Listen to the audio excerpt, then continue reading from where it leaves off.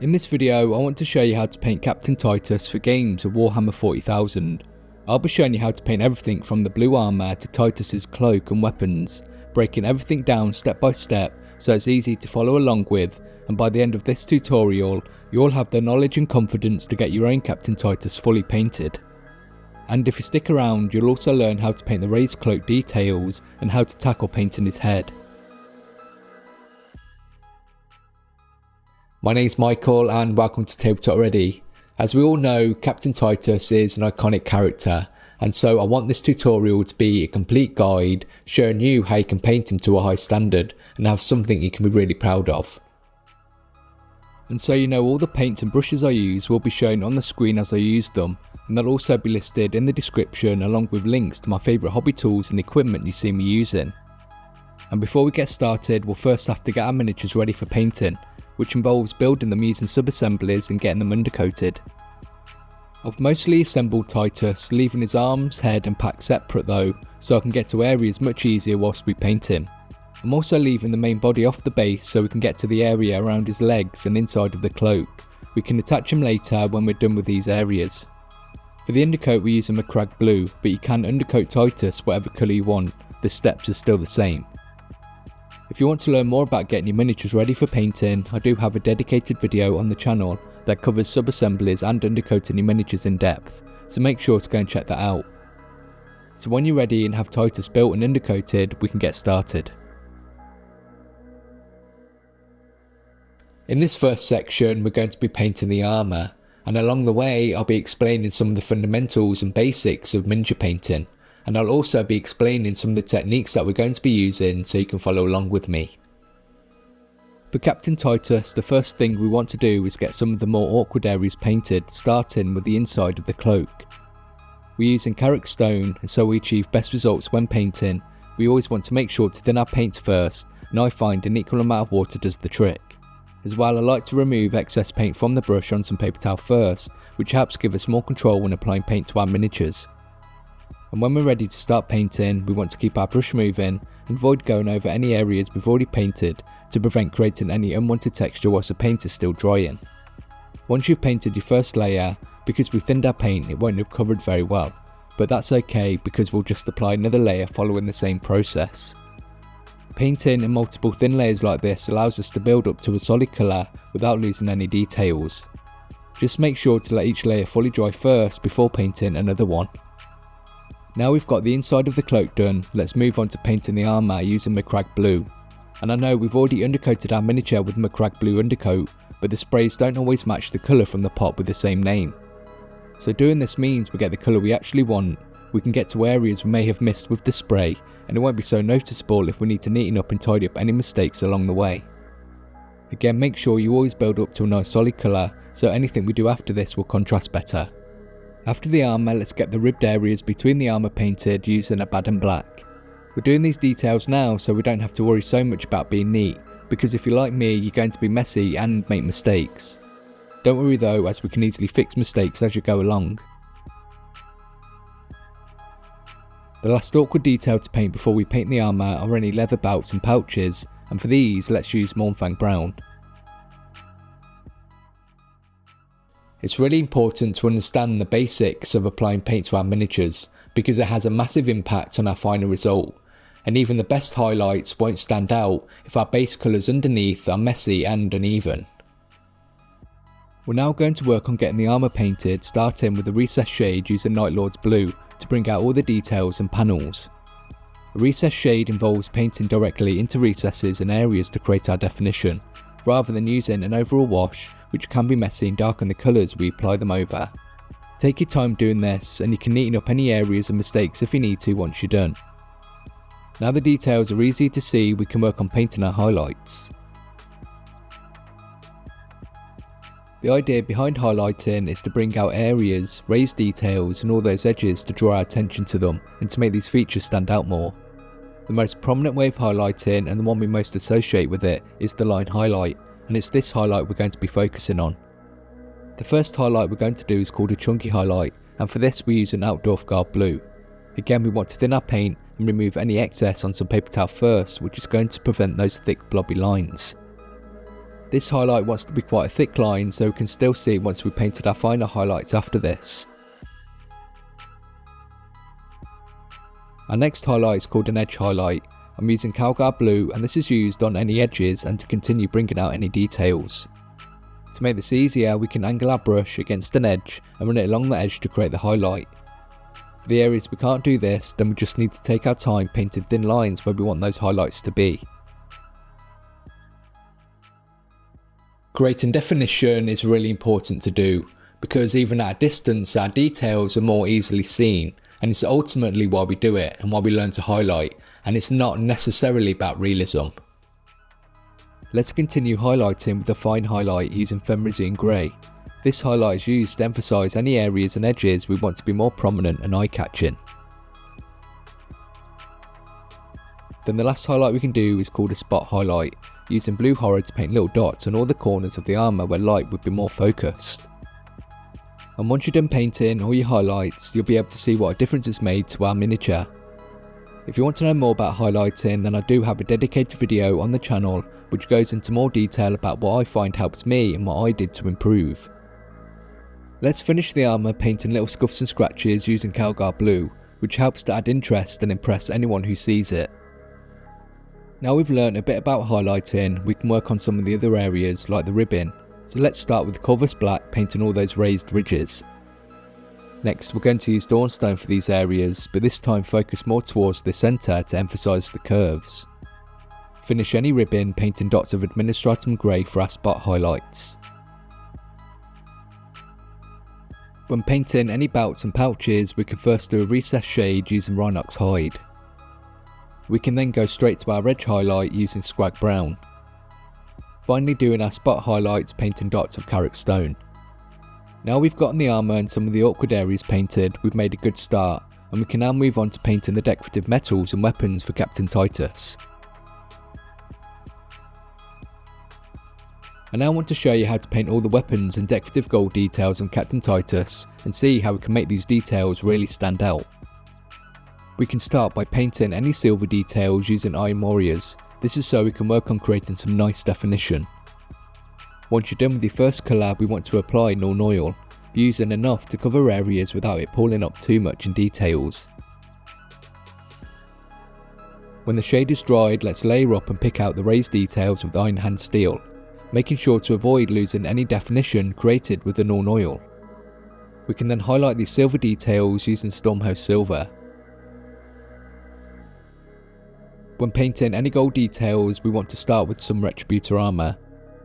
And to bring out the details, let's apply Reikland Flesh Shade. Now we want to start bringing out the fancy details and features some more using Liberated Gold. Have fun with this and make it look interesting. When you're happy with everything, we can finish any gold details highlighting them with Stormhouse Silver. I know what I'm showing you here can seem like a lot, but I just want to show you what's possible. And if you want to keep it simple and only follow a few of the steps, then that's absolutely fine. You should do what works for you and go at your own pace. After we painted all the metals, we'll want to paint any weapon casings starting with the Baden Black. Bring out the edges first with a chunky highlight using Corvus Black. Now do your edge highlights using Dawnstone. Let's finish with a spot highlight, which is my favourite highlight, using Administratum Grey. For the chainsword's handle, start with Screamer Pink, then paint the raised rings with Pink Horror. Finish any handles, highlighting the ring edges with Fulgrim Pink. With the weapons and gold details finished, we can move on to something a little more fun, like the cloak. In this section, I'm going to introduce glazing, which is going to help us paint the cloak and create smoother transitions. We first want to tidy up the inside of the cloak we painted earlier with our Carrick Stone. And once that's done, we can start bringing out the folds. Start with Baneblade Brown and paint this into the recessed areas and shallow folds of the material. And to make the transitions between these colours smoother, I want to show you how to glaze. We're using Carrick Stone, and to make this a glaze, thin it down with double the amount of water. This is going to make the paint more transparent, allowing more of the colour underneath to come through. We're now going to use our glaze over the areas where the two colours meet, using thin layers and remembering this isn't a wash. And to help make the transition even smoother, we can also use a Baneblade brown glaze and continue to work the blend even more until you're happy with how it looks. When you're happy with everything, we can highlight the raised folds with lines of Screaming Skull.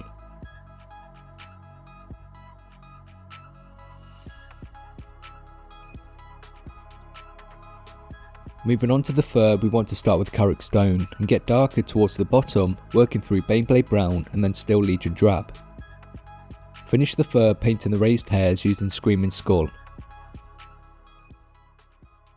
Glazing is a great technique, and it's not just reserved for high skilled painters. With some time and practice, anyone can learn how to do it and achieve some amazing results. Now it's time to get the red material painted on the cloak, so let's start with Mephiston Red for our base colour, and it's especially important to get a nice solid colour. To create definition and to bring out the folds, we want to paint Corm Red into the recesses and shallow areas. Remember, we can smooth things out using a glaze of the colours we're transitioning with, so here we're using Mephiston Red and Corm Red. Once you're done, we can paint a chunky thicker highlight on the raised folds and edges using Evilson Scarlet. We then want to paint our final highlights using Wild Rider Red to really emphasise the folds and edges of the cloak. With the main materials painted for the cloak, we can work on painting that raised design on the back, and I know it can seem intimidating, so let's break it down into simple steps. We can start with Baylor Brown for our base colour, and we do want to do our best to be as neat as possible, but expect this to get messy. Now we want to spend some time creating depth and variation, glazing with Semezu Desert for lighter areas and XV88 for darker areas, and we can use the contours of the material to help us decide what should be light and dark.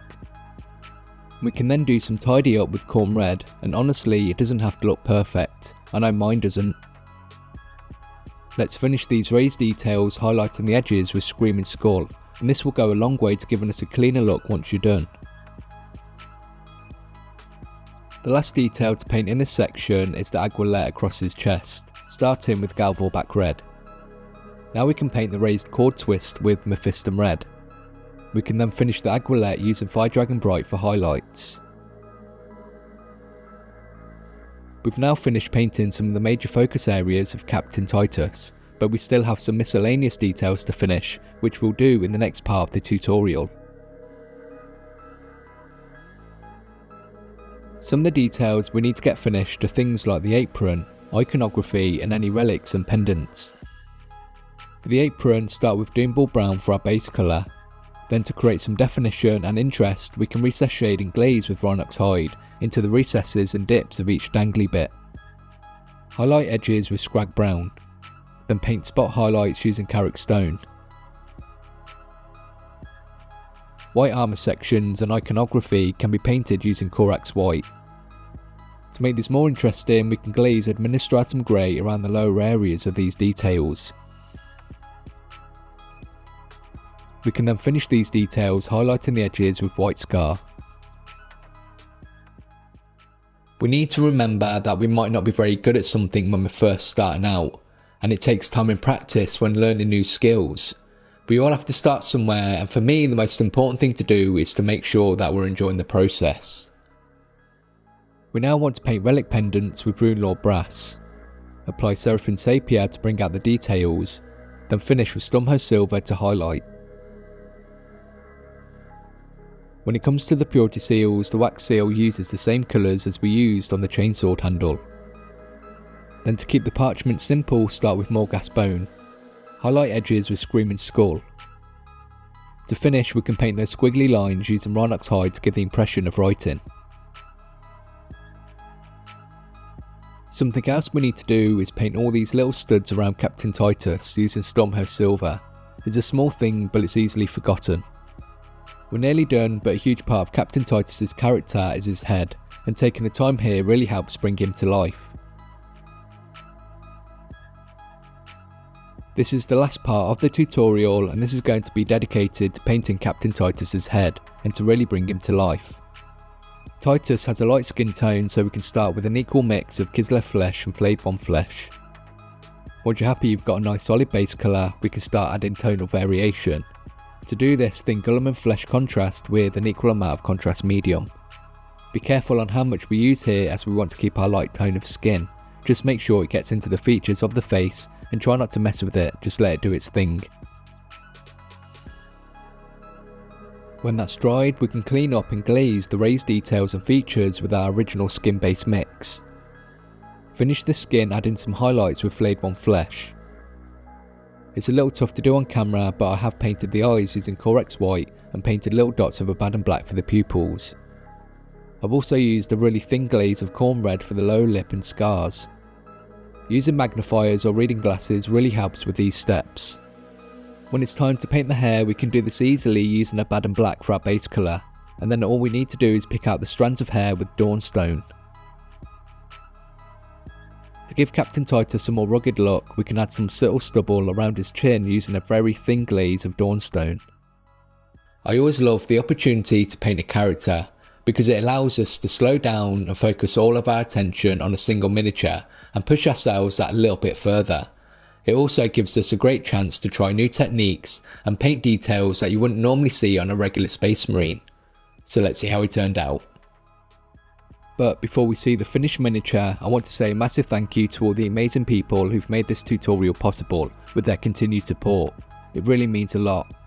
Your generosity allows me to get all the paints, brushes and miniatures I need to make these tutorials, so I can continue to help you get better at painting.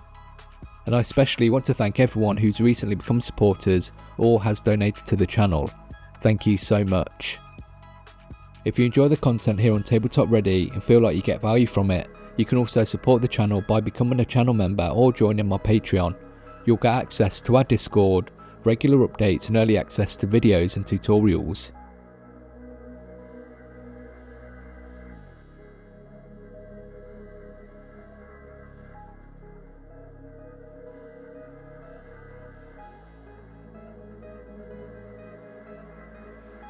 We've now finished painting Captain Titus, and I hope I've been able to give you the confidence and knowledge to get your own painted.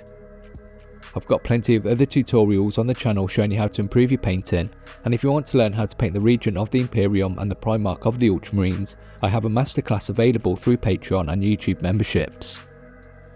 I really do enjoy making these tutorials and I hope you find them useful. If you do, then please leave a like and let me know in the comments below. I always love hearing about your own hobby and what you thought of the video. As well, make sure to subscribe if you don't want to miss out on future content, and I'll see you in the next video.